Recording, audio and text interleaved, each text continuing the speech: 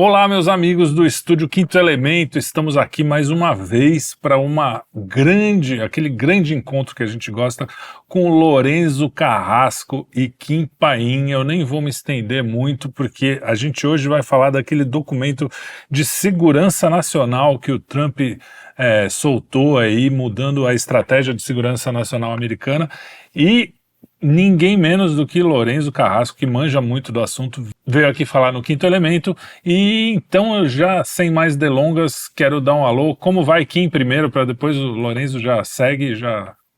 Na de sempre, tô na de sempre, vamos nessa. Tudo bem. E você, Lorenzo, hoje você não está aqui, né? Quando você vem, a gente tem altos papos antes de começar a gravar, e depois ainda tem um pisco que a gente toma aqui do lado. Isso, né? exactamente. Ahora ya está muy austero ahí Quinto Elemento, así que... pero cuando venga no Río, ahí tengo un tequila y un mezcal muy bom, ¿no? Aquel que tomaba en privado el Chavo del Ocho. Boa. Muito bem. Então vamos lá. Comece já falando. Esse documento muda muito a estratégia de segurança nacional americana e afeta diretamente a América Latina, né? E você é Claro um cara que sí. manja do assunto. Escribimos una editorial en el Jornal Noso, ¿no? De Solidaridad Iberoamericana, del movimiento de solidaridad, colocando el claroscuro, ¿no? De un documento que en realidad cambia época, porque mucha gente dice, bueno, esto cambia desde 1945, no había un documento con esa visión, ¿no? Toda la visión liberal,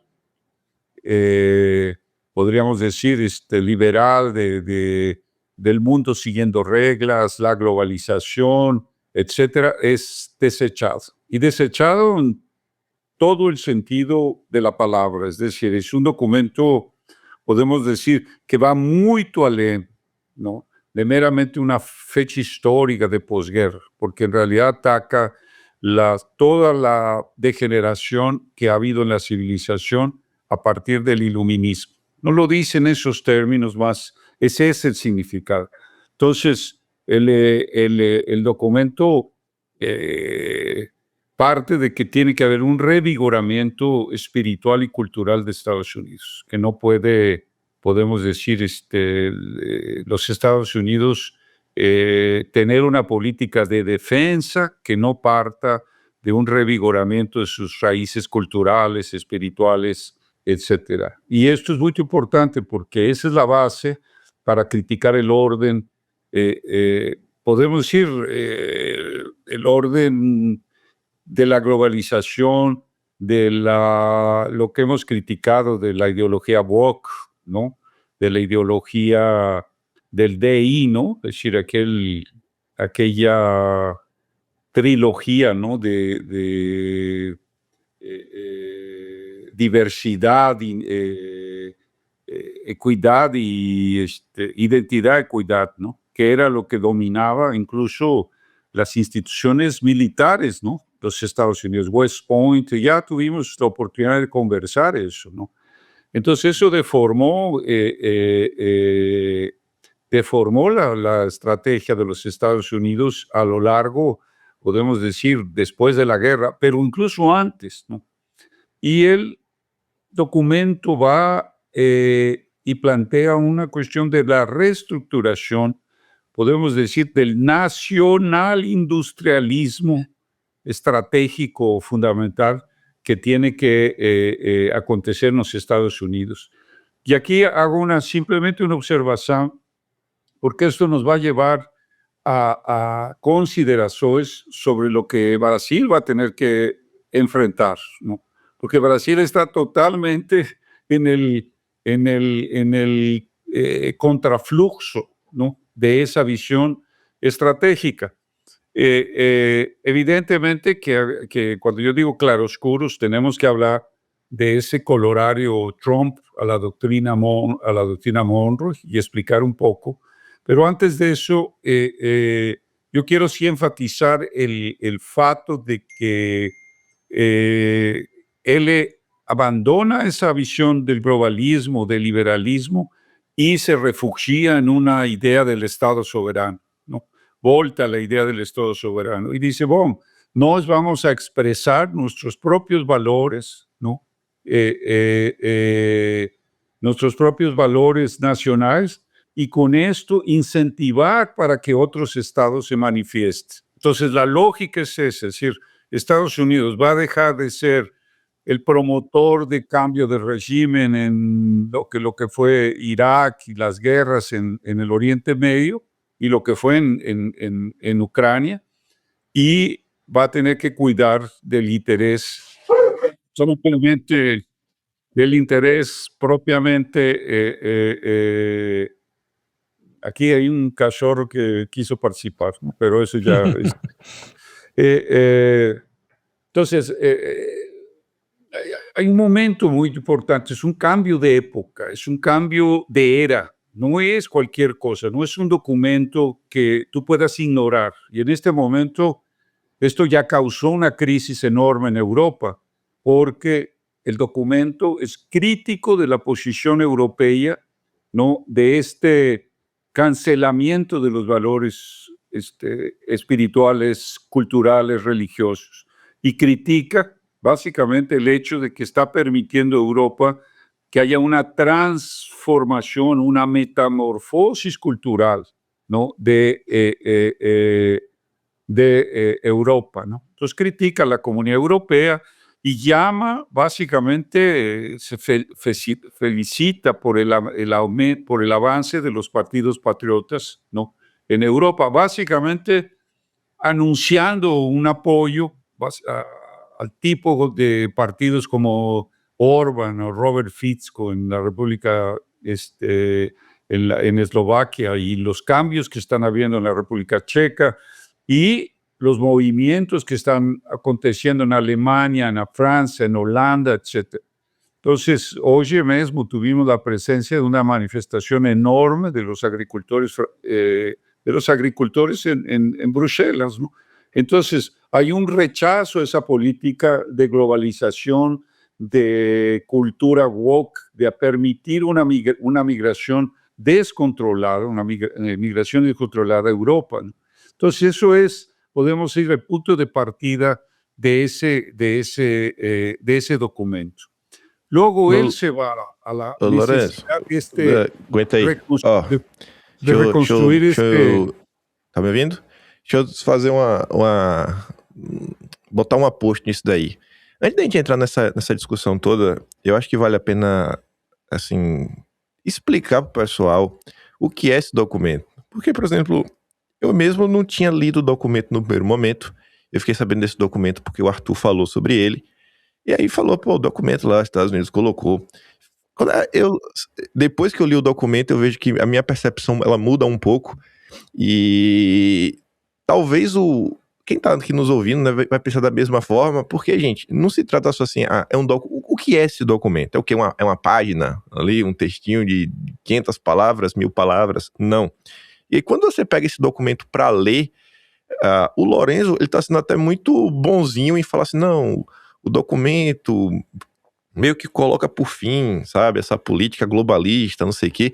Não é que o documento dá a entender que isso vai acontecer. Essas descrições, elas estão ipsis literis nesse documento. Esse documento é o quê? Claras, né? Isso, estão bem claras. É um documento que tem 33 páginas. Peguei aqui no celular, estava aqui olhando só para falar de forma bem precisa e pegar um trecho em específico. Então, assim, ele tem 33 páginas. Ele está dividido em 4 partes. É um documento que é assinado pelo próprio presidente dos Estados Unidos. Se chama, literalmente, Estratégia de Segurança Nacional. Tem lá uma primeira página, bonita, qualquer coisa menos bota aí na tela. E aí você vai vendo lá no tópico tudo mais. Então, começa com basicamente uma coisa mais... não dá para falar pessoalista, mas é como se fosse um pronunciamento do Trump, assim, no início, que aí tem meio que um resumo do que você vai encontrar no documento. Depois ele passa para falar, né, o que é que os Estados Unidos querem. Aí ele te faz assim um resumão em termos gerais. Depois ele coloca o que nós queremos, né, de nós e do mundo. E aí eles vão citar também as coisas que eles já comentaram com um pouco mais de profundidade.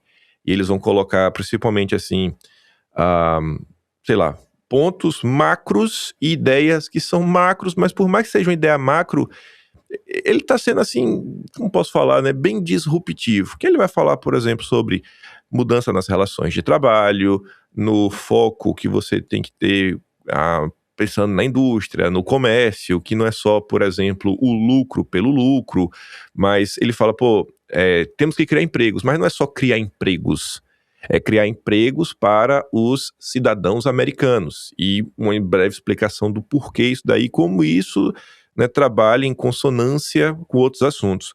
Depois disso daí, que ele está falando assim, que era de nós do mundo, aí ele parte para uma questão ainda mais específica. Depois vai falar quais seriam os meios que os Estados Unidos teriam para chegar nesses pontos. Depois falar da estratégia, a evaluação dos princípios, das prioridades, e depois ele desenvolve isso para as regiões. Então, quando o Arthur comentou a primeira vez, falou assim, não, os Estados Unidos aqui deixa claro, a nova doutrina Monroe, quer focar aqui em resgatar o mundo ocidental, não é que é um negócio que está implícito, está realmente explícito com todas as letras, a gente quer fazer isso daqui. Quando fala sobre o conceito de flexibilidade realista, não é um negócio assim, não, a gente já entendeu que hoje não tem como destruir a China, logo é um problema que a gente tem que contornar sabendo que ele vai continuar existindo. Então, isso realmente está lá, está escrito.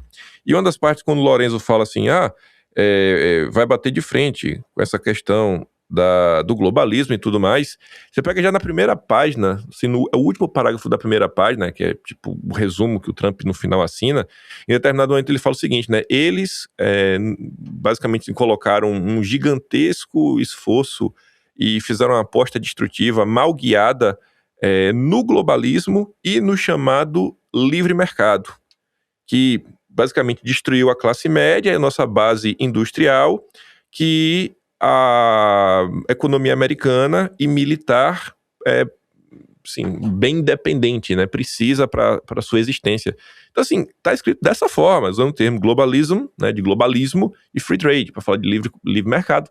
Então, assim, realmente não é um documento qualquer. Porque quando eu vi assim, sabe, o pessoal sai falando, e às vezes eu tenho muito isso de mostrar. Acho que quando você nem... O Arthur começa a falar, né, porque ele leu, a gente aqui leu a parada, e você fala assim, nossa, velho. Mas eu acho que é importante também passar um pouco a grandiosidade do que da coisa, realmente documento, para o pessoal entender por que nós estamos discutindo sobre isso. Não é um post de rede social, sabe? Não é um carrossel de Instagram, não é um shorts do YouTube ou um vídeo de 3 minutos de TikTok. É um negócio sério mesmo, sério, que tá ali uma visão que não só importa relações entre países, mas definindo muito bem o que vem sendo essa era Trump, que é o que aí volta porque o Lourenço está falando, né, nesse nacional industrialismo, essa nova política aí que os Estados Unidos vem aplicando, que diverge muito, e eu acho que não só dos Estados Unidos, mas do próprio mundo ocidental como um todo, né? As nações do mundo ocidental meio que abraçaram toda essa agenda como se o liberalismo econômico fosse o fim da história lá do Fukuyama, e a gente não sai mais disso, né? E a galera tá falando, não, peraí, gente, peraí que o buraco é mais embaixo, peraí que o negócio é um pouco mais confuso. Mas vamos lá, passo a bola de novo para você. Qué bom. Tú vas ahí colocando porque como tú eres el hombre de los dossiers, eso va a ser motivo de un par de dossiers de Kim Paín, porque el asunto, como tú dices, es un documento histórico porque rompe una era, y no es apenas de la posguerra de 45. Eso rompe una era porque a la hora de traer los valores cristianos, ¿no? Los valores, claro, incluso él está en varios mensajes, incluso muy cerca de valores católicos en Estados Unidos, por el efecto de la población hispana, ¿no? Entonces, cuando yo digo podemos decir, nacional industrialismo, él está y cita explícitamente a Alexander Hamilton. Es decir, no estamos, y vean qué interesante, porque nos alertamos, y el quinto elemento en eso fue, podemos decir, de los primeros 2 años atrás decimos, el problema es el sistema americano, es Hamilton, es esta política, ¿no? Entonces, ahí está, exactamente. Ahora vamos ahora, esto yo lo quiero plantear porque esto nos lleva a reflexiones sobre lo que Brasil se va a enfrentar, lo que Brasil tiene que hacer en términos de proyecto nacional. Y tú no puedes ignorar eso. Y aquí hay varias cuestiones. Primero, en el mundo multipolar que ya aceita Trump, en este documento está claro que no es China un rival militar, es un rival comercial. Que Rusia no es más un rival militar como lo estaba presentando todo el gobierno de Biden, es más, desde la queda del muro de Berlín y la disolución del Imperio Soviético. Entonces él dice no, incluso llama a Europa, dice en un momento que Europa,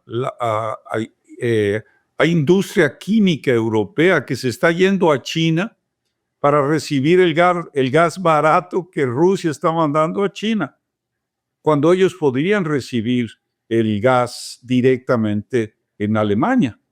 Y una reunión incluso porque de Estados Unidos están interesados en no sé si adquirir o controlar o ser socios del Nord Stream, que fue detonado al inicio de la guerra de Ucrania y que es lo que tiene Europa postrada, ¿no? Yo quiero leer una parte de este tema ahora, pero esta política industrial, volvemos a la cuestión de Hamilton, porque Hamilton cuando crea el poder industrial, el proteccionismo y el proteccionismo, el relatorio de las manufacturas, él plantea que ese tiene que ser la base de una política de la industria nacional de defensa. Tú no puedes tener un desenvolvimiento de la política de defensa si no tienes el desenvolvimiento industrial. Y eso lo entendió muy bien Brasil, ¿no? Getúlio y Roberto Simonsen cuando plantea el problema de la estrategia de desarrollo nacional. Y eso fue también muy durante el gobierno militar, es decir, el segundo plano de desenvolvimiento, ¿no? Aquel factor de seguridad y desenvolvimiento, que era el plan de Geiser, ¿no? Fue exactamente en esa línea. Pero volviendo a esta cuestión del ataque a las élites de Bruselas, a toda esta política liberal, anti-europeísta, él dice aquella fuga de soberanía. Fala en el sentido de que hay como un proceso de descerebración civilizatoria de Europa.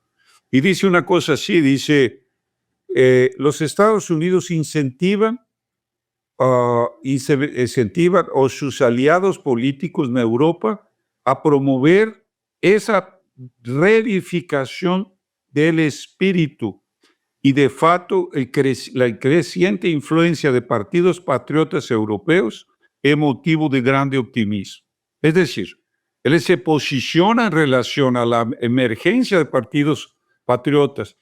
Y ojo, coloquemos en esto las ideas que tenemos que tecer en la situación política de la elección próxima. Es decir, aquí hay ciertos índices, ciertas claves que se tienen que entender, ¿no? Entonces, primero el tema del regreso al proteccionismo industrial. Eso es Rusia, eso es China, eso es India, eso es Irán. Y aquí todavía queremos defender, ¿me entiendes? El libre comercio, etcétera. No nos vamos a defender que Brasil se va a enriquecer vendiendo soja y minerales y vendiendo carne, etcétera. Eso não enriquece a ninguém. Isso é pior. A gente está indo além, né? Porque a gente está, além disso tudo, importando ESG, né? Que não é só o livre comércio, é o livre comércio e ainda parar de produzir mais ainda, né? Nem a soja a gente consegue produzir com esse ESG e tal. Exactamente, ¿no? Y está viendo la destrucción de la industria acerera, ¿no? Metalúrgica de Brasil. Entonces tú tienes que desenvolver. Eso es una cuestión importante porque una discusión en este momento es ese tema que sería el primer punto de cualquier programa no Brasil. ¿Cómo reindustrializar? Ahora, tú tienes que pegar carona de lo que está pasando.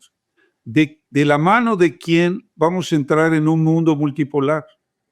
Porque lo que está aconteciendo en el mundo multipolar es que son polos civilizatorios, religiosos civilizatorios. La India, la China, Irán, a Rusia. Y el Occidente, nosotros vamos a entrar en ese mundo multipolar, ¿en dónde? ¿De la mano de China, de Rusia? No. Tenemos que entrar en la mano occidental ahora, en un Occidente que va a implicar cambio de gobiernos en Europa, es decir, la emergencia de partidos patriotas y el cambio en la política de los Estados Unidos. Entonces, esto es lo primordial, el primer problema que se plantea para nosotros en ese documento. Obviamente que la relación especial de los Estados Unidos con Europa, finito es, acabó.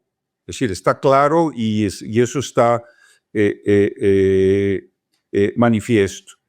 Los Estados Unidos necesitan cerrar la guerra de Ucrania porque ellos no pueden continuar gastando recursos en algo que no es de beneficio de esta política.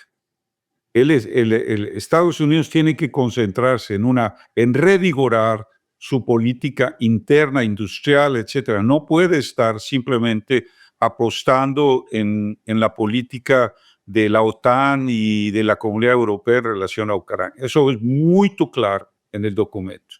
Es decir, deja la cuestión de Ucrania, es más, y vuelve a criticar a Zelensky porque simplemente un payaso negociador de traer, de conquistar en los Estados Unidos verbas y en Europa, etc. Y eso está acabando. Ahora están queriendo echar mano de los fondos que están en Europa congelados en el sistema occidental, fondos de Rusia, pero eso no va a vingar la reunión que hubo ahora, estos días, hoy, es decir, en Europa, en cuanto a eso no llegó a ninguna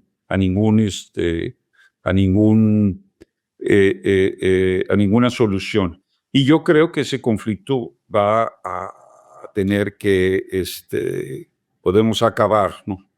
Ahora, eso, claro, ellos define, Kim ya sabe, porque tendríamos que discutir bloque a bloque, define el asunto de Asia, él dice, tiene que haber una integración euroasiática, en esos principios, no se niega eso, ¿no? Tiene que ver el tema en África, tiene que ver el tema en Asia. Y termina entrando en un tema que toma mucho tiempo, incluso hay secciones muy breves, ¿no? Kim puede mostrar, muy breves en relación a África, tal vez, pero lo que toma más cuidado es el tema del corolario Trump a la doctrina Monroe. Y ahí es donde nos tenemos que definir un papel en esa política, ¿no? Es decir, ¿qué papel tenemos en el continente, en Brasil, en América del Sur, en América Latina, como quieras, en relación a una doctrina que puede ir en una dirección o en otra? Es decir, ahí nos tenemos que tener la definición de una doctrina de política exterior soberana para poder negociar en términos, yo no digo de igualdad, en términos de la misma dignidad, ¿no? En relación. Será que nesse ponto aí a gente não está invertendo a ordem dos fatores, como diz na matemática? Porque assim, como é que a gente pode negociar qualquer coisa ou montar uma estratégia internacional se nem uma estratégia nacional a gente tem? Esse documento, que eu acho mais interessante dele, ao fim e ao cabo, é poder mostrar para a população, o povo como um todo, né, o que é ter um pensamento de país, como é pensar um país. E tentar mostrar isso para o brasileiro, falar, olha gente, olha o que o Brasil não tem, olha o que a gente deveria ter. Isso daqui, sim, é um documento de linhas mais gerais, né, linhas guias, Não é um projeto assim, minucioso, tintim por tintim, tipo o projeto 2025, né, feito lá pela Heritage Foundation. Se você parar para olhar, me corrija se eu estiver enganado, pegando aí o Brasil nos últimos 30 anos, vamos botar 30 anos, tem que botar, na verdade tem que botar 31, pra gente poder puxar de 94 para cá. Mas de 94 para cá, do que me consta, tivemos o primeiro projeto do Ené de 94, tivemos o segundo projeto do Enéas de 98, aí o PT vai ter os projetos do PT, óbvio que é totalmente diferente, e você vai ter aqueles projetos do Foro de São Paulo, que são as atas, né, das reuniões, que o cara ainda pensa, mas pensa no movimento macro, não pensa em Brasil. Aí você vai ter depois aquele projeto do Temer, da Ponte para o Futuro. Você vai ter o do Vilas Boas, que foi feito lá junto com a turma do Sagres. E um ou outro aí que tentou pensar o Brasil, não sei nem se dá para descrever como um projeto de país como um todo. Eu sei que o Ciro Gomes tem um livro sobre isso. E o Aldo Rebelo também tem um livro, que é lá o Quinto Movimento. Mas tirando isso daí, aí que vale aquela autocrítica interna, a chamada direita brasileira, especialmente, né, onde eu me coloco o bolsonarismo, em todos esses anos, não apresentou nada nesse âmbito, né? Então, como é que a gente pode pensar em como a gente vai se posicionar em termos estratégicos, de forma internacional, nesse contexto, se a gente não tem plano nenhum? Que esse é um dos pontos que eu venho batendo, assim, incessantemente ao longo dos últimos anos. Precisamos de um projeto de país. Precisamos de umas linhas guias, pô, que nos guiem, sabe? Qual caminho a gente vai, qual caminho a gente não vai. Eu sinto que a direita, ela tá muito presa. E ela tá presa, eu acho que exatamente pela falta de estudo, porque é cômodo, sabe? É cômodo chegar na frente das câmeras e falar, não, vamos apostar, o Estado é isso, que o Estado, quem vai prover é a iniciativa privada, porque no Brasil se criou uma visão onde o Estado é basicamente um ente criminoso, sendo que a gente devia estar analisando, poxa, como tudo na vida, tudo tem um lado bom, tudo tem um lado ruim. O que a gente pode tirar aqui de melhor da iniciativa privada? Ótimo, porque a iniciativa privada também tem algumas coisas negativas. O que a gente pode tirar de ótimo da iniciativa pública? Isso, pô, então vamos tentar pegar o ótimo da iniciativa pública e o ótimo da iniciativa privada? Por que a gente não pode tirar o ótimo de tudo? Porque tem que escolher só uma direção, como se aquilo ali fosse o maná dos céus, de forma inquestionável, e não, vamos seguir aqui por esse caminho até o fim. Então, eu olho para essa situação toda com um olhar, às vezes, de inveja. Falo assim, poxa, olha como do lado de lá a coisa funciona. Olha como aqui no Brasil a gente tá entregue, assim, na maior parte do tempo às moscas. E quando a gente tenta discutir o assunto, né, qualquer assunto assim, aí já vem 1001 rótulos, aquelas acusações de sempre contra nossas pessoas que falam, ah, meu Deus do céu, cansa, viu? Mas fala lá. No, pero aquí, mira, yo pienso lo siguiente, que esto nos da una oportunidad para levantar esa discusión. Por eso me parece súper interesante, porque si no podríamos decir, oye, la en Estados Unidos, es decir, aquí nomás vamos a tener que tener una política defensiva porque Trump va a querer llegar y controlar los recursos naturales de Brasil, etc. Y como ya vimos, ¿no? Lula no es ningún nacionalista, ya entregó tierras raras para poder conseguir el asunto de retirar la Magnitsky de Alexandre de Moraes. Es decir, él ya entregó ciertas cuestiones porque no hay proyecto ni uno, ¿no? Ahora, el tema, por ejemplo, para dar un tema, el tema de las tierras raras que coloca Trump como un elemento fundamental en la estrategia americana. Y claro, es decir, ¿en dónde nos podemos formular una política? ¿Cómo retomar, revigorar un proyecto industrialista no país? Porque eso hay un clamor ahí, y la iniciativa privada está en eso.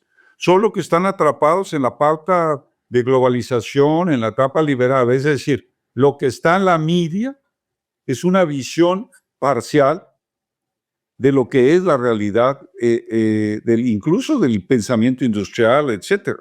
¿Sí? Que seguramente en la Fiesp hay gente que está pensando el problema del proceso de industrialización, etc.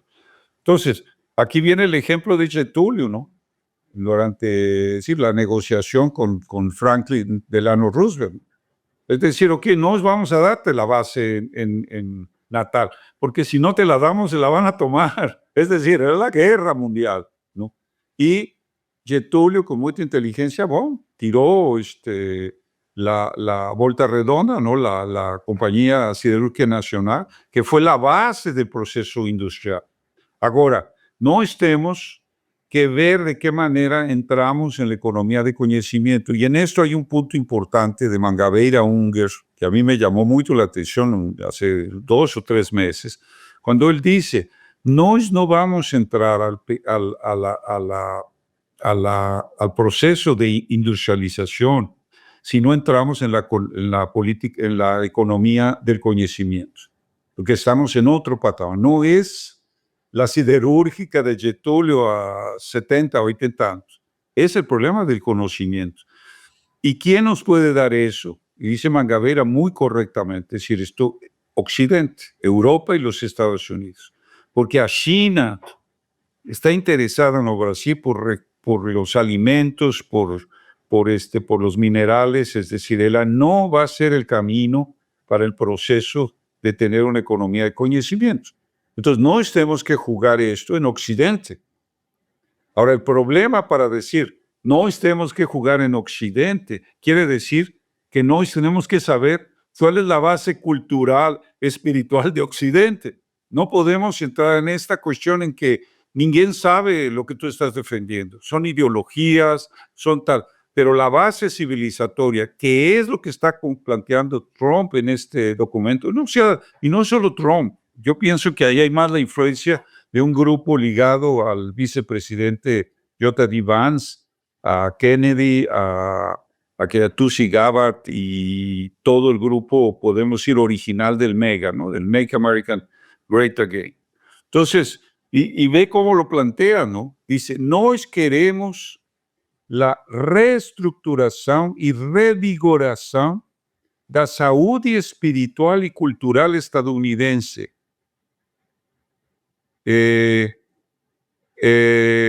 da qual, ¿no?, a segurança a longo prazo é impossível. Es decir, si no hay revigoramiento de la cuestión espiritual y cultural, no hay política de largo plazo. Ahora, esto es una revolución. Esto es una revolución que no se había planteado, no de 45 para acá. Es decir, y él está básicamente preparando la celebración de los 250 años de la independencia americana, que es en el año próximo. Y eso va a ser crucial en todo esto, ¿no? Entonces,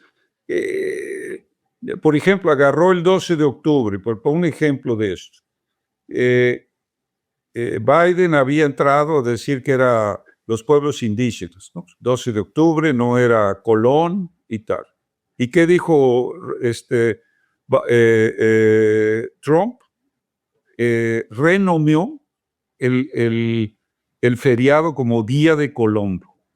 Es el Día de Colombo, citando a los reyes católicos, Isabel y Fernando, y las navegaciones, etc. Es decir, aquí jamás en América Latina, incluso en Iberoamérica, no hay ni siquiera esa decisión de los gobiernos de recuperar nuestra historia. Es decir, estamos negando y negando y negando, ahí apoyado en las visiones del indigenismo, del CIMI, de la FUNAI, etcétera, del MST, ¿no? El MST tiene canciones contra Colombo, contra el descubrimiento, porque ellos vienen de la teología de la libertación y vienen de toda esa leyenda negra, ¿no? Entonces, Kim, esto es un grande, podemos decir, es un grande momento para poder discutir el propio proyecto nacional de Brasil. Es decir, eso nos da camino a eso, yo lo he estado discutiendo, es decir, no tenemos que discutir, romper las reglas, es decir, porque las reglas de la discusión, porque estábamos prohibidos de hablar del proteccionismo. Estábamos prohibidos de hablar de Hamilton, de Carey, de Henry, de Frederick List. Es decir, estamos prohibidos. Ahora es el gobierno americano que dice, señores, es el sistema americano, es Hamilton, ¿no? Entonces tenemos la oportunidad, incluso con el sector industrial, el sector financiero, etcétera, de poder levantar estos temas que estaban proscritos. Yo te lo digo porque yo no podía ser convidado a una discusión empresarial, ya sea en el sector industrial o agrícola, que yo pudiera decir, no, miren, el problema es proteccionismo. Eso era una locura, pero ahora viene de Estados Unidos esa. Y eso también nos lleva a definir una política de seguridad nacional. Hoy vi un documento de Rubens Barbosa, ya en ese sentido, mostrando lo que puede ser, ¿no?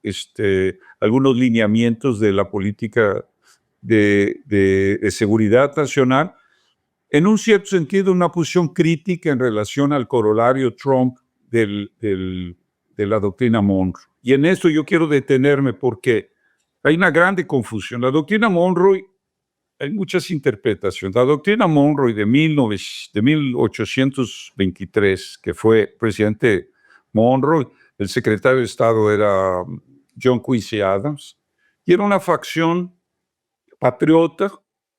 Hay que lembrar en 1826, pues había la pretensión europea de regresar las colonias, entonces fue un posicionamiento de los Estados Unidos que fue bienvenido en todas las naciones, porque era un proteccionismo frente al colonialismo europeo y a la Santa Alianza.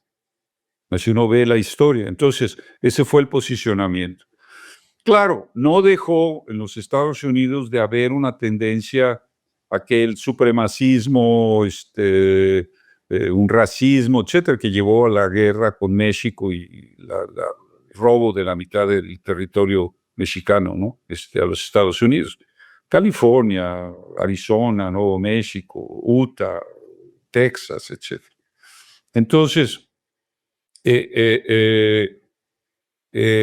pero a la hora del cambio del siglo vino un corolario, que es el corolario Roosevelt, de Teddy Roosevelt, que simplemente estableció, ahí sí, América para los americanos, ya una visión intervencionista.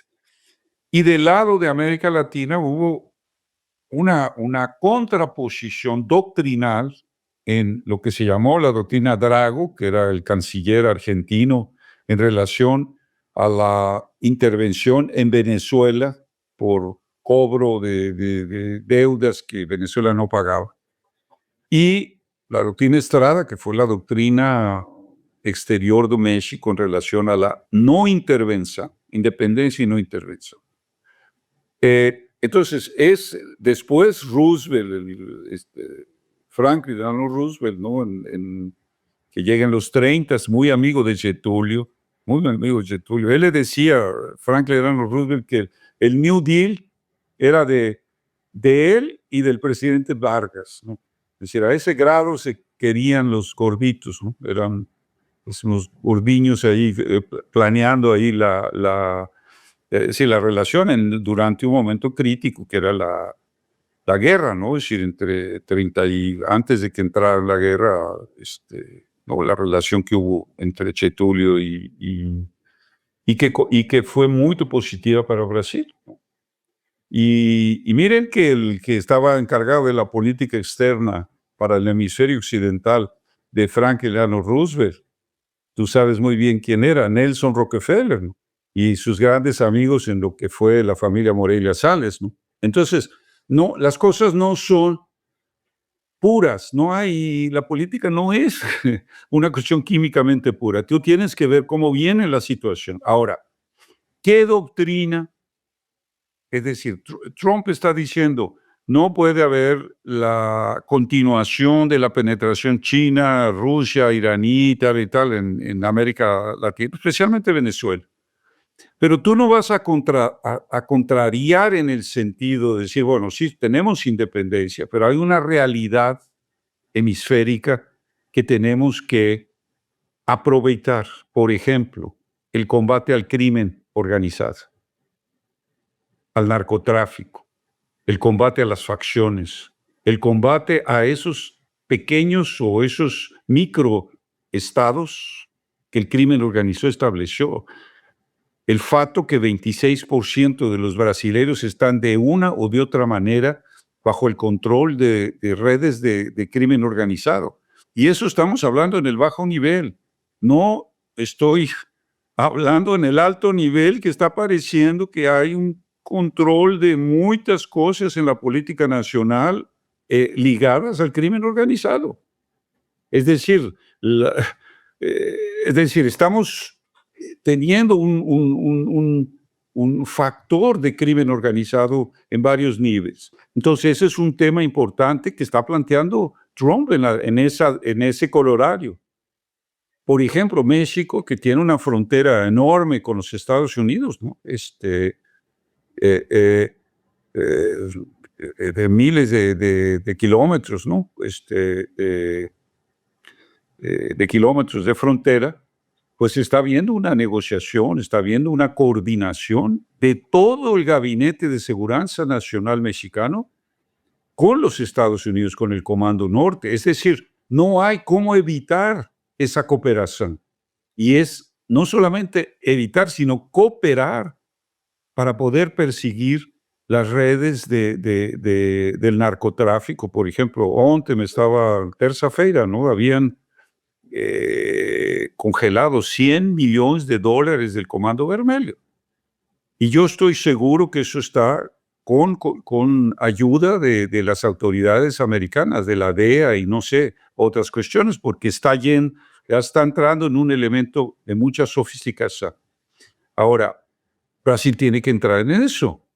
Entonces ya tú tienes varios puntos. Tienes el punto económico, la cuestión industrial, tienes el asunto del tema del crimen organizado, tienes el asunto del desarrollo de áreas económicas, de economía de conocimiento, que está vinculado a los sectores minerales estratégicos. Entonces, ahora, aquí viene el problema, ¿no? Es decir, ¿cómo tú puedes tener una política? Es decir, Roosevelt, por ejemplo, tenía la política del buen vecino, ¿no? La buena vecindad. Me refiero a Franklin Delano Roosevelt, ¿no? Y eso fue un poco la política. Kennedy también, antes de ser asesinado, tenía una intención de tener una relación cordial, ¿no?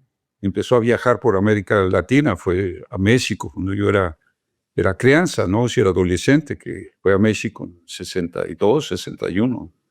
Entonces, y tú no puedes negar esa relación hemisférica. Ahora, hay un caso especial que no podemos dejar de discutir, que es el caso de Venezuela, ¿no? Porque ¿cómo llegamos a esto? ¿Defendemos el principio de no intervención? Claro que defendemos el principio de no intervención. Pero ¿hasta dónde ese principio? ¿Cuándo se sabe que el gobierno que está ahí es una dictadura y que tiene contacto con el crimen organizado? No hay forma de lo que salga de Venezuela no pase por el gobierno. Es una dictadura militar, policial, milicianos bolivarianos, o la milicia bolivariana. Entonces, no hay forma en que tú digas, no, nosotros no tenemos que ver. Claro que tienen una connivencia.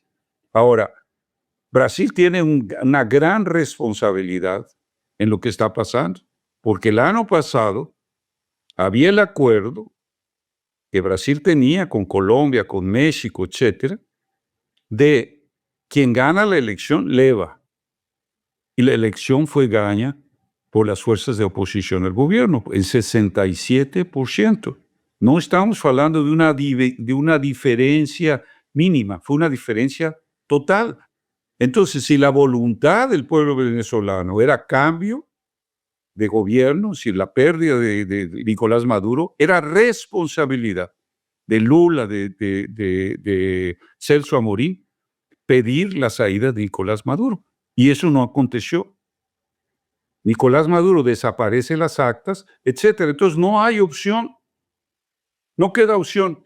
Y la responsabilidad que tiene Brasil de por qué ahora los Estados Unidos dicen se tienen que ir, claro, por los intereses económicos, el petróleo, nadie está aquí ocultando una realidad, un realismo estratégico económico. Entonces, Y por ahí hay gente que dice, no, es que si los Estados Unidos intervienen va a ser un Vietnam. Eso no va a ser. Es un gobierno totalmente. Vietnam tenías un Ho Chi Minh, tenías un general Giap, era una guerra anticolonial verdadera, es decir, contra Francia y después contra los Estados Unidos. Entonces no puedes comparar a Maduro con la batalla, con la guerra anticolonial de Vietnam. No hay forma, no hay forma. No hay un ataque. Entonces aquí tenemos un claroscuro de esta política, ¿no? Ahora, claro, Rusia va a decir, son mis aliados, Rusia va a decir, es aliado, nosotros tenemos amistad con Venezuela, pero no va a entrar en la legitimidad del régimen. Y el régimen que está ahí es ilegítimo. Es un régimen que es dictatorial, que es persecutorio de la oposición, ¿no? No es novedad en el continente esas situaciones. Entonces, esto es un tema que yo no pienso que Trump va a recuar de esa situación. Yo creo que Maduro tiene que salir y yo yo creo que las propias Fuerzas Armadas deberían de haber negociado con las fuerzas de María Corina para decir, ok, vamos a tirar, pero tenemos que defender el petróleo como una fuente de recurso para el desenvolvimiento nacional, etc. Ahora, tiene 7 millones de venezolanos fuera de Venezuela. Y va en cualquier canto en Brasil. Yo creo que no sé, hasta llegó ya a dar unos saltos hasta Australia, ¿no? Pero en cualquier canto en Brasil tienes venezolanos en posiciones de administración, etcétera, hoteles, restaurantes, etcétera, etcétera. Y eso en Chile, en Argentina, en España, en Portugal, en Europa, en Francia, etcétera. Entonces, tú tienes una situación de un régimen que está persiguiendo a sus propios ciudadanos. Y eso es una cuestión que tendría que llegarse a un acuerdo para la salida pacífica de esa crisis. Pero no hay legitimidad en el régimen Maduro, de tal manera que tú aplicas apenas el principio de no intervención. Ahí está dando los límites, pero eso es responsabilidad en gran medida de Lula.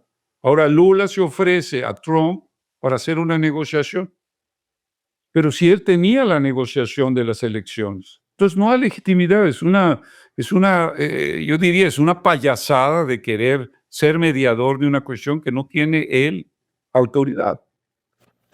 Mas aí como eu explicaria a questão da Magnitsky, né? Porque alguma coisa foi trocada ali. E, na verdade, a minha pergunta é mais ampla que isso. O que isso, esse documento e essa... Porque mais ou menos essa doutrina ele já estava fazendo, né, na prática, ele só agora colocou em documento, já estava meio que começando a praticar. O que isso muda no Brasil, por exemplo, eleições 2026? Eu vejo muita gente falando, não adianta mais, a eleição acabou, não vale mais nada, que a gente já vive uma ditadura. E eu concordo que realmente a gente está num momento de exceção, mas a gente, na última eleição, teve influência do Biden, e hoje a gente tem o Trump lá. Você acha que toda essa movimentação influencia como no Brasil? O que a gente deve esperar do Trump para o Brasil? Porque muita gente ainda agora vê o Trump como um cara, um traidor, né? Tipo, cancelou a Magnitsky, porque foi realmente um passo meio esquisito. Eu até hoje eu não entendo 100% o que aconteceu. Acho que vamos acabar entendendo mais ou menos com o tempo. Mas como é que é a sua leitura sobre o Brasil no meio disso tudo? No, yo pienso, yo soy muy optimista con ese documento que va a tener influencia en la elección. Y va a tener influencia en la elección porque da pie para tener un proyecto de verdad. No es simplemente decir, bueno, yo voy a seguir con Pablo Guedes o yo voy a seguir con la Faria Lima. No es eso. Eso quizá puede calmar el mercado. El problema es que tienes el pie para discutir política económica verdadera para reerguer el país.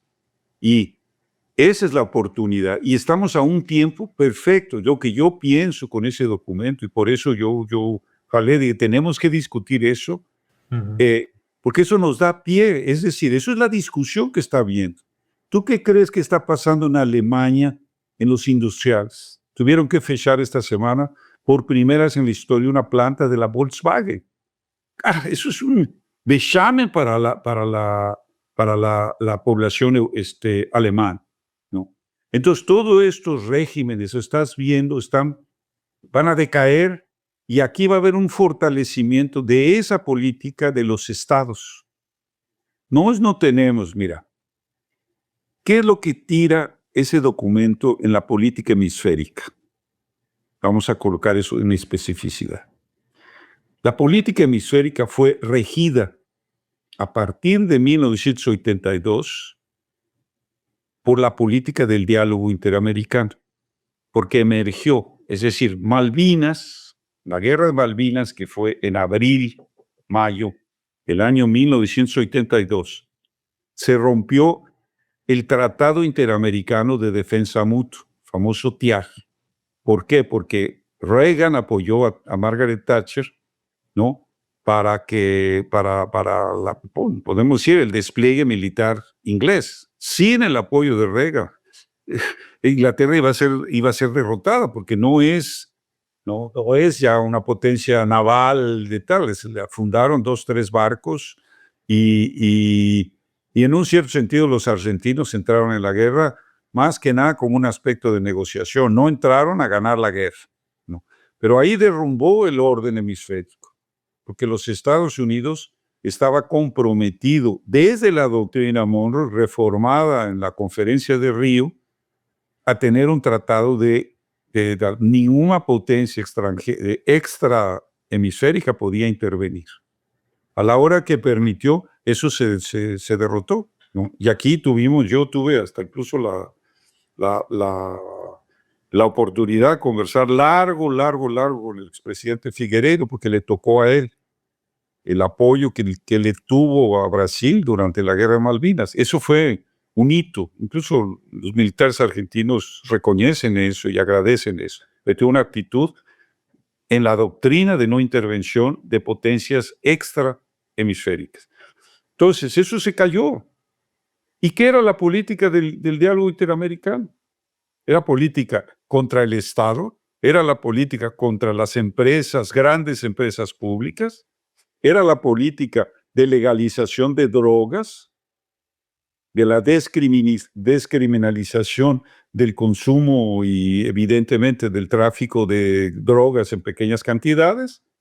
Fue la política de desindustrialización, de abrir a la globalización, fue la política indigenista, fue la política ambientalista, fue la política identitaria abortista, fue la política de tolerancia de llamados derechos humanos, ¿no? A eso apoyado por Pablo Evaristo Arms, y de ahí surgió un hijo ilegítimo, podemos decir que fue el Foro de Sao Paulo, pero eso 10 años después, ¿no?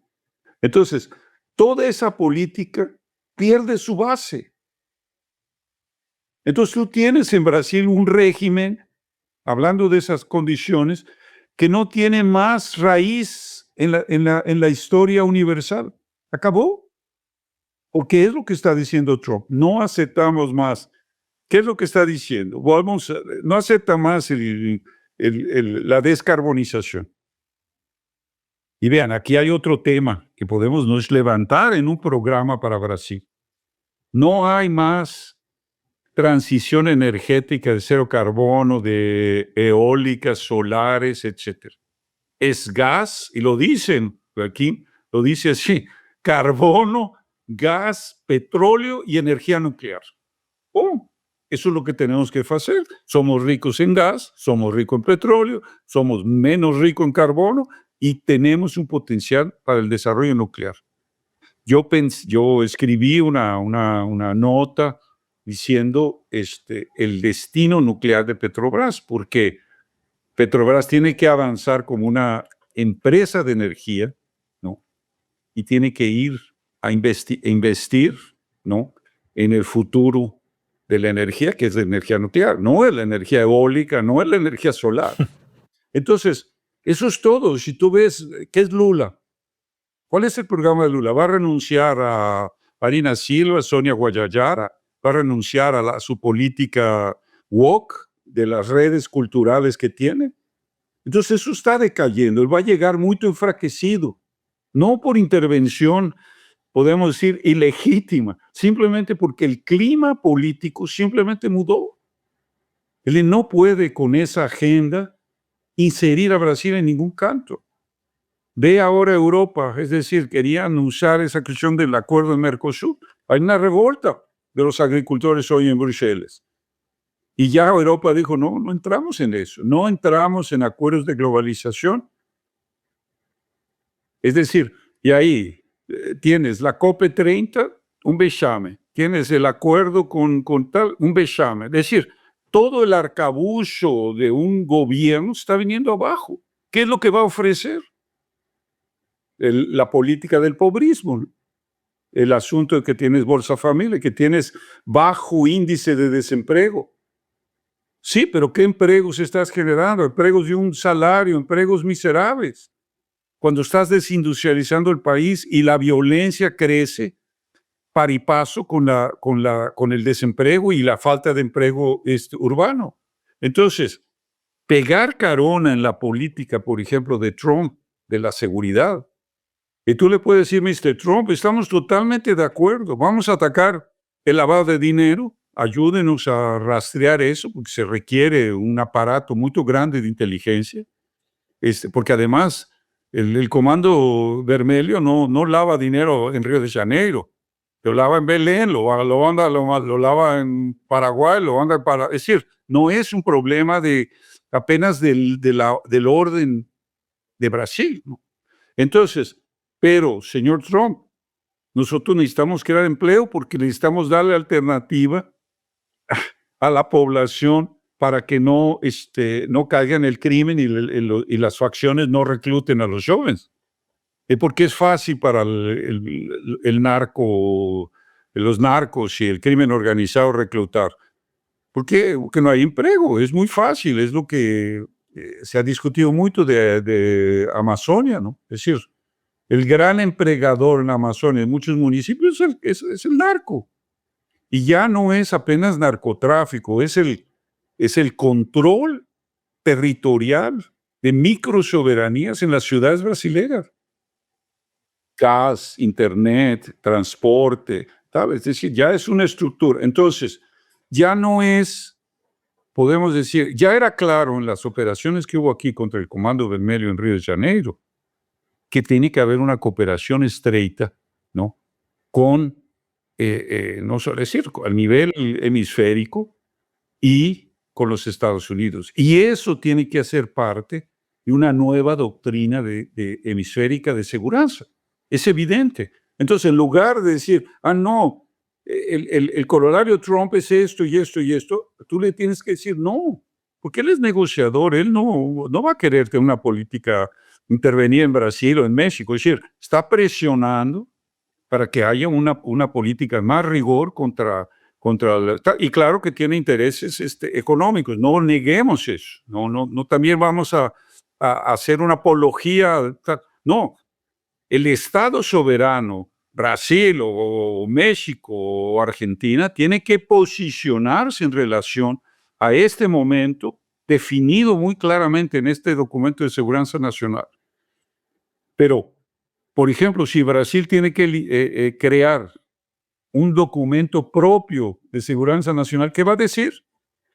Si no van a hacer esas rutas. Es decir, él marcó, en un cierto sentido, un curso civilizatorio en el hemisferio occidental. Es decir, hay que revisar toda la política de cancelamiento, la política woke, la política indigenista, tal vez ahí el STF votando contra la cuestión de la cuestión indígena, ¿no? De las ¿cómo se llama? Toda esta política, y va a ser un desorden mayor en la agricultura nacional, ¿no? ¿Cómo se llama? Eso ahí. Entonces yo pienso, Kim, que es una grande oportunidad para discutir ideas, aterrizar ideas, es decir, ya no quedarnos en decir, bueno, ya dijimos esto, miren aquí, temos 30 anos falando do sistema americano, que isso tem que ser o que tem que regir o processo econômico, tá? E de repente vuelve esto y va a volver en Europa.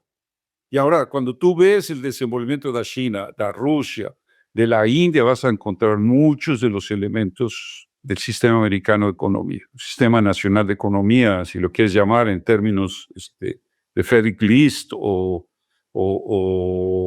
de Henry Carey, ¿no? Armonía de intereses, ¿no? Como está en aquel documento que es fantástico, ¿no? Es una de las cosas más importantes del sistema americano, armonía de intereses, no lucha de clases, armonía de intereses.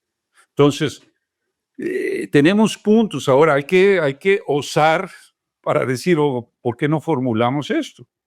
Y ahora que hay un camino, podemos decir, que se puede trillar, que se puede discutir, etcétera, etcétera, es decir, ya hoy es el momento para empezar a formular ideas, ¿no? Não Mas, há Lorenzo, projeto. aí eu te pergunto, a gente tá falando, é o momento, é o momento, é o momento. Nos Estados Unidos, o governo americano apresentou. E no Brasil? A gente tem que discutir. Quem é que vai discutir isso no Brasil? No, se tiene que discutir en la campaña. Yo creo que el asunto, por ejemplo, con la campaña de Flavio Bolsonaro, tiene que haber una discusión de eso. Incluso, es decir, está perfecto para decir, miren lo que está planteando Trump. ¿Qué vamos a decir a eso? Hay que establecer un diálogo con eso. Porque no es cualquiera, no es un documento de una fundación privada que plantea, no es, ¿me entiendes? No es un grupo político que está planteando, no, es el gobierno americano. Y claro que está en una lucha, ya lo discutimos aquí, en una guerra civil, porque Trump no está haciendo esto sin problemas, es decir, lo que él está planteando está teniendo una grande oposición entre los Mas sectores de se a deep campanha state. do Flávio Bolsonaro não discutir isso daí, quem vai discutir? Quem são as pessoas no Brasil hoje que você olha assim e fala, não, bicho, essas pessoas aqui deveriam estar discutindo isso? Bueno, hay que procurar, ¿no? Es decir, no estamos ahí para poder decir, mira, aquí vamos a publicar un pequeño libro para bajar esas ideas de lo que es el sistema americano. Es decir, bueno, aquí está, aquí hay un subsidio. No somos nosotros que vamos a estar asesorando posiblemente, sí, pero debe de haber gente, y yo creo que sí hay personas. Entonces hay que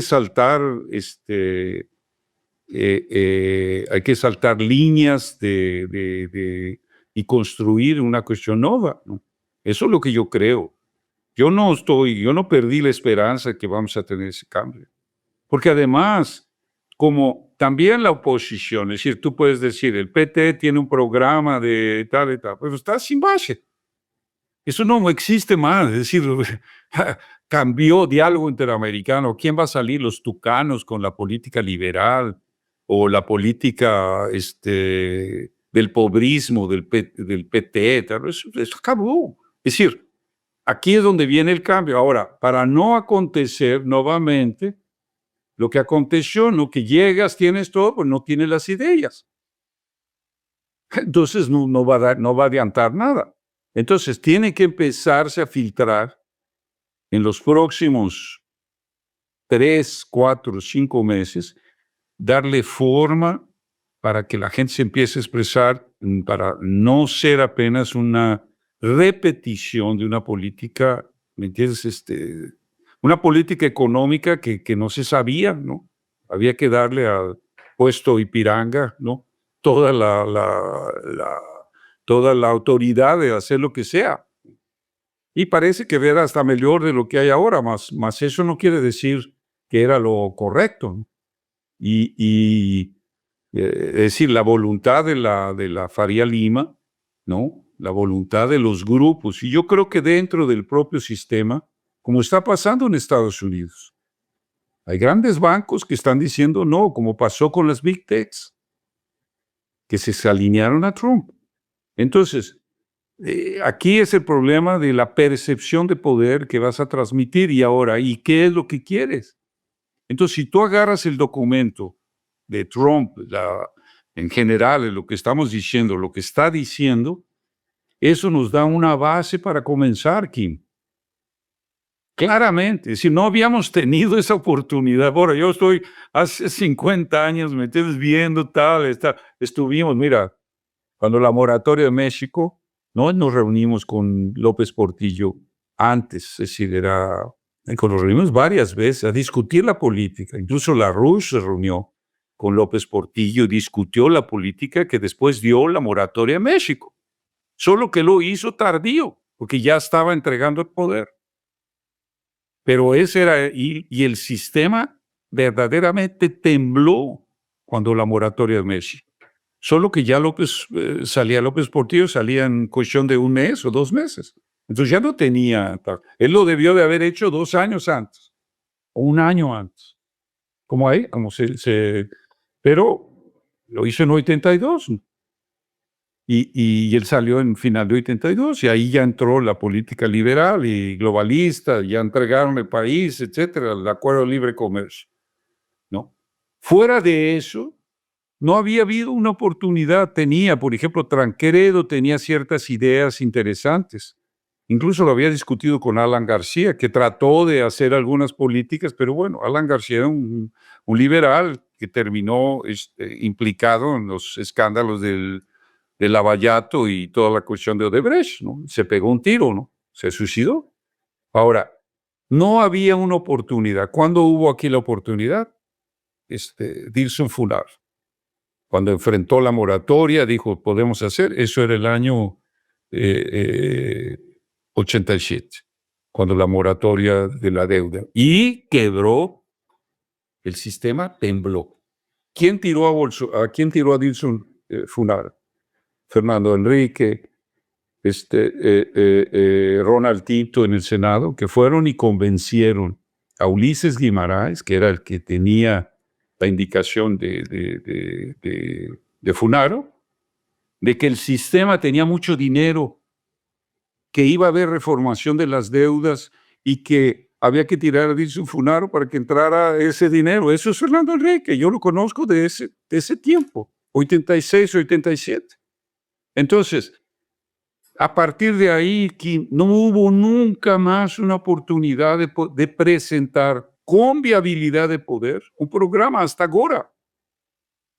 Entonces, quien no llora no mama, ¿no? Es decir, es el momento de buscar. Yo no sé, ¿me entiendes? Yo creo que hay más gente que está escuchando ahora y que va a tener ideas. Lo que hay no es levantar la bandera y decir, estamos listos, ¿no?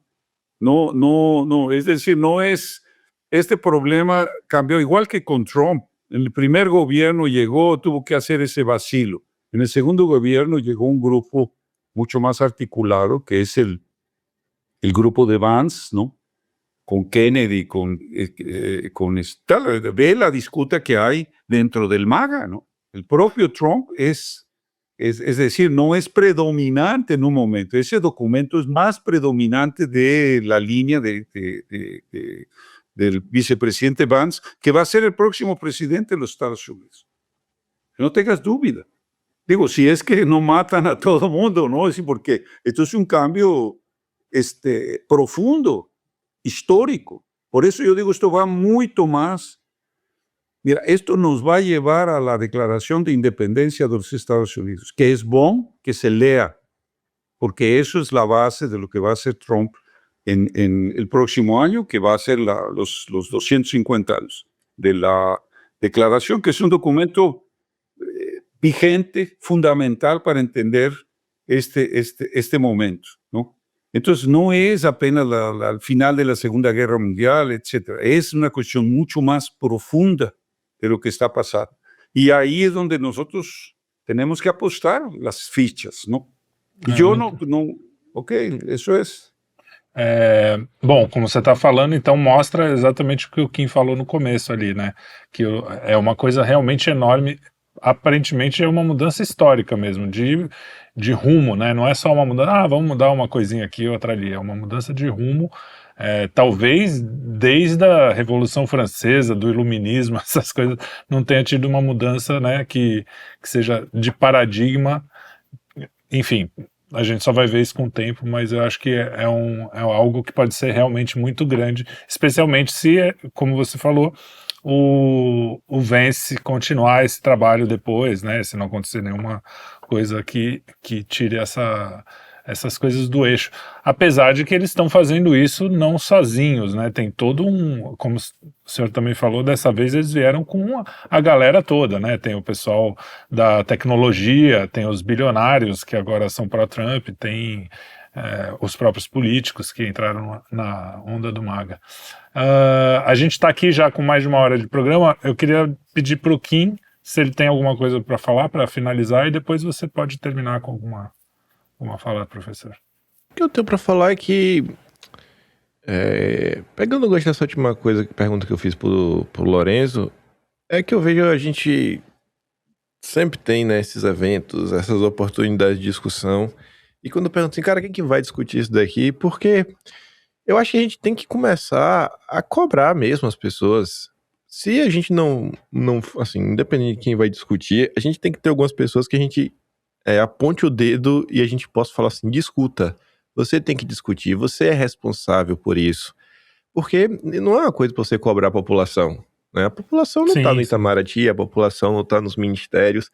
Esse documento, ele não é só, ele passa muito longe da questão, assim, a importância dele passa longe da questão internacional.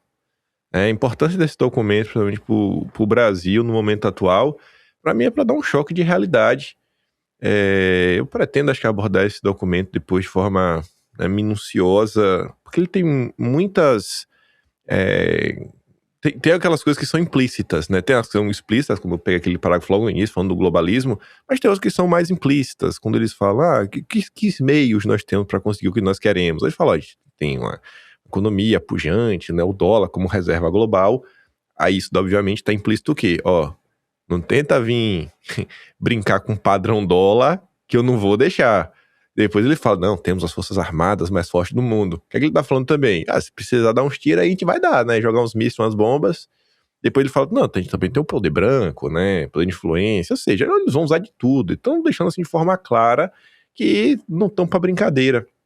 Então, assim, a gente corta a situação pro Brasil e você vê aquele debate sempre rasteiro, raso, aquelas discussões bobas de sempre, a união da direita, aquelas críticas construtivas ao Eduardo, aquelas críticas abjetas a Bolsonaro, e a gente não sai disso na maior parte do tempo.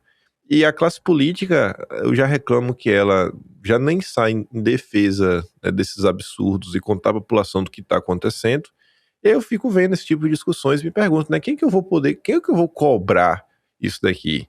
E isso aqui não é uma coisa que fica restrita apenas, né, a X pessoas de um determinado grupo ou só de um lado. Isso daqui é uma coisa que qualquer brasileiro minimamente interessado em ver o Brasil andar para frente, né, deveria estar discutindo sobre isso. Talvez você tenha uma oportunidade de conversar com outros setores, outras bolhas, e trazer isso daí para a pista, né? Aqui internamente mesmo no Quinto, o Trielli deve estar por dentro disso também. A gente está organizando aí para começar a discutir, talvez de forma um pouco mais profunda e séria, o projeto lá atrás do Enéas, começando pelo primeiro de 94, tentar ver com análise, né, mais realista da coisa, tentando comparar, poxa, o que o Enéas propôs lá atrás se aplica nos dias de hoje? Sim ou não? Sim, por quê? Porque o Brasil não andou para frente? Sim, porque é uma ideia temporal? Sim, por qual razão? Não por quê? Porque o Brasil melhorou, porque o Brasil retrocedeu, porque não se encaixa para os padrões de hoje, não porque a gente voltou tanto tempo no tempo que, cara, a gente tem que agora pensar algo antes disso, a gente regrediu tanto que tá pior. E começar com o primeiro da Enéas, porque, sei lá, você tentar traçar uma certa linha do tempo, eu acho que nessa tradição mais à direita no Brasil, com a preocupação mais com a nação como um todo, acho que você começa ali mais ou menos no Enéas. Antes do Enéas, você pode tentar beber da fonte durante o regime militar, de algumas áreas, de alguns setores, mas acho que o Enéas é mais recente, está tudo mais organizado, tem um ponto de partida, de uma figura amplamente aceita, você começa de uma forma menos polêmica, e depois, quem sabe, você pode ir realmente voltando no tempo, né? O interessante, que se você pega esse documento, ele também fala isso, é que existe uma preocupação de conectar os Estados Unidos e a sua história. Eles falam sobre isso abertamente. Que tem que olhar para o país e entender, pô, quem são seus heróis, os seus erros, seus acertos, e lidar com isso. E um olhar, pô, um olhar realmente assim, de valorização do que se passa no Brasil. E o debate público brasileiro é ridículo. As pessoas não conhecem os agentes históricos, elas muitas vezes se recusam a conhecer, sempre vão munidas de pedras nas mãos para falar de pessoas que ela não tem o menor conhecimento. Se você pegar, por exemplo, essa figura não é tão polêmica, então dá para falar dela, que é o Arthur Bernardes. Você vai tratar do Arthur Bernardes, você pega qualquer livro de história, você abrir aqui no YouTube, vídeos mais recentes, todos vão fazer comparações com Bolsonaro, para falar que ele é o super fascista. Já um período anterior, vão tratar Arthur Bernardes como um cara bélico, como fez isso, como fez aquilo, outro, etc, tudo mais, que governou basicamente sob regime de exceção quase todo o seu governo. Ok, isso é um ponto. Mas foi no governo do Arthur Bernardes que o Brasil saiu da ONU. Ele tirou o Brasil da Liga das Nações. Cara, isso é um fato que a gente deveria tentar entender. Como assim? E ele tirou exatamente pelaquela crítica de não dar um assento de destaque para o Brasil, que naquela época já era uma nação grande, poderosa, batia de frente com muita gente. Porque o Brasil não poderia sentar no lugar de destaque, que era uma promessa, e nunca foi concretizada. E se você para por aí, os anos vão passando, pô, Arthur Bernardes é o cara que salvou a Amazônia, impediu a construção do Instituto da Ilha Amazônica, lá pela turma da Unesco, para tentar internacionalizar a Amazônia. O Arthur Bernardes também foi peça-chave na campanha do Petróleo é Nosso, tanto que um dos comitês lá, ele foi homenageado a alguma coisa, um dos comitês que é o Comitê Arthur Bernardes, tem foto na internet e tudo mais, tem matéria da Globo sobre isso. Então assim, são pessoas que tiveram uma contribuição gigantesca para o Brasil poder sonhar um dia em ser soberano. Esse documento fala sobre a importância da energia. Pô, a Petrobras é o quê, né? Senão a principal empresa de energia do Brasil. Então, a gente tem esse olhar pueril, discussões bobas na maior parte do tempo, as pessoas cada vez mais interessadas naqueles debates 30 contra 1, para ver quem lacra mais, né, assuntos que ela não tem, sabe? E a gente fica nessa. Por isso que eu pergunto, cara, a gente vai cobrar de quem isso daqui? A gente tem que cobrar de alguém. Eu acho que os deputados, alguns têm que ser cobrados. Alguns, porque outros eu nem acho que tem condição de cobrar, porque, sabe, o cara tem que começar no primário. Da assim, coisa, você não tá em capacidade disso. Mas quem aqui tá nos assistindo, eu sei que tem muita gente que já compreendeu a densidade de algumas situações, de alguns assuntos, e fica se perguntando, né, cara, essa política às vezes é muito faz de conta, né? Esses assuntos sérios vão entrar quando na ordem do dia? Não precisa deixar de... Não é para parar de comentar o que está acontecendo. Eu sempre cobro que os políticos têm que trabalhar mais. Eles têm que fazer ainda mais. Eu acho que eles trabalham muito pouco, a maioria deles. Tanto que tem tempo, tá em rede social, fazendo um monte de bobagem, lacrando, fazendo um monte de vídeo sobre o assunto do dia. Eles têm que fazer mais. Realmente colocar o dedo na ferida. Então o que eu tenho a pontuar é isso, sabe? Acho que nunca se teve tanta informação e talvez nunca se discutiu tão pouco. Fala, profesor, o que você tem a dizer sobre isso? No, eso está claro. Es decir, ahora hay que atreverse, porque, por ejemplo, hay gente, yo acabo de recibir un documento sobre del sector nuclear aquí, viendo exactamente que estamos perdiendo el bonde tecnológico con el tema de las... te voy a mandar ese documento de un conocido mío, hace tiempo que no falo con él, que es que porque hay gente que está pensando. Entonces hay que ir construyendo la red de las personas que realmente están discutiendo eso y que no están en los twitters todo día, que no están en las redes todo día. Por ejemplo, es bueno hacer una serie de programas sobre esto, ¿no? Por ejemplo, ¿qué piensan de este documento? Pues sería muy interesante escuchar a Mangabeira Unger. No hay ninguna dificultad en que, por ejemplo, el Quinto Elemento lo invite a tener una discusión sobre cuál es el proyecto a la luz del documento de seguridad de los Estados Unidos. El propio Rubens Barbosa hoy levantó, ¿no? Y pues es el establishment Itamaraty. Lo que él dice en uno de los artículos final, bueno, a ver qué va a decir Lula después de 20 años de política exterior antiamericana. Dice, ¿cuál es la posición del PT a eso? No tiene, ¿me entiendes? Entonces, yo creo que hay que buscar exactamente el biais en el cual se pueda reunir una inteligencia que yo creo que puede participar y no tener aquel temor, porque mira, cuando ibas y discutías, por ejemplo, en el sector agrícola, ¿no? Que me convidaban al tema de siempre mafia verde, el asunto de la amenaza, las cuestiones indígenas, etcétera, etcétera. Y siempre había una cuestión de decir, ok, quédate en eso. No te vais a meter en que la política de primarización de la economía, ¿sí? La economía primaria, tal, que no, yo siempre decía, es que la agricultura no va a avanzar si no hay un proceso industrial, si no ayuda a un proceso industrial. ¿No? Pero era una cuestión que hasta vergonzosa, es decir, vergonzosa, entrar por un lado para ver si pegaba alguna. Ahora es de frente. Ahora es decir, señores, a la fiesta, bueno, ¿qué piensa? Mire lo que está diciendo. Aquí están hablando de Hamilton. Aquí vamos a hablar de libre comercio y que la multipolaridad, sino la cuestión del liberal siguiendo órdenes. Entonces va a quedar dislocado ese debate. Y poder que se disloca de las ideas, no cautiva y cae. Eso es una cuestión, es una ley de la civilización. Entonces no tenemos que ver y osar en cualquier ámbito. Y tú estás haciendo un trabajo muy bueno, Kim, es decir, en cuanto a traer la historia, desenterrar historias, etcétera, y eso está quedando ahí, y estamos ganando gente que antes ni pensar que existía todo eso, ¿no? Entonces, yo creo que esto es el primer programa de una serie de cuestiones que tenemos que tocar, traer personas, aprovechar los ganchos para traer esta discusión, Una nueva política hemisférica en la cual se posicione la defensa de los estados soberanos. No hay más esta cuestión de globalización y todos esos valores liberales. Ahora vamos a rescatar el Estado Nacional y ahí entonces voltamos a Bernardes, voltamos a Getúlio, voltamos a Médici, a Geisel, a propio Figueiredo, que coitado le tocó la deuda, ¿no? Y la presión de todo el sistema desde Carter para el frente.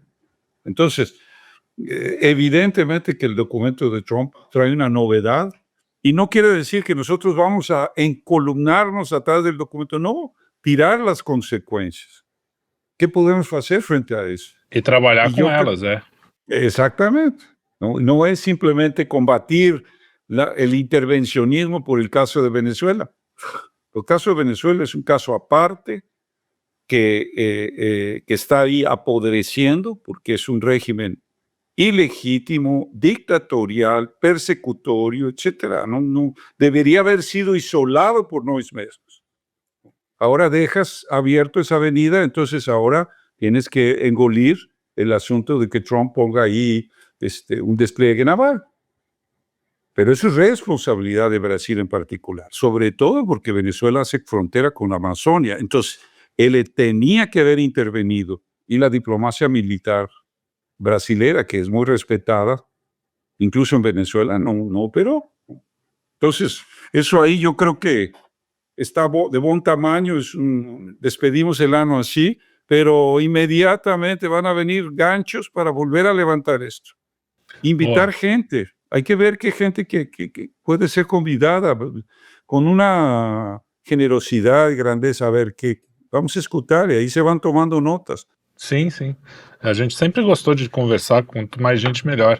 Até a gente é criticado por isso, porque conversa com gente demais, o pessoal fala ah, vocês são comunistas, ah, vocês são fascistas, sim, vocês são tudo. Até antissemita a gente é.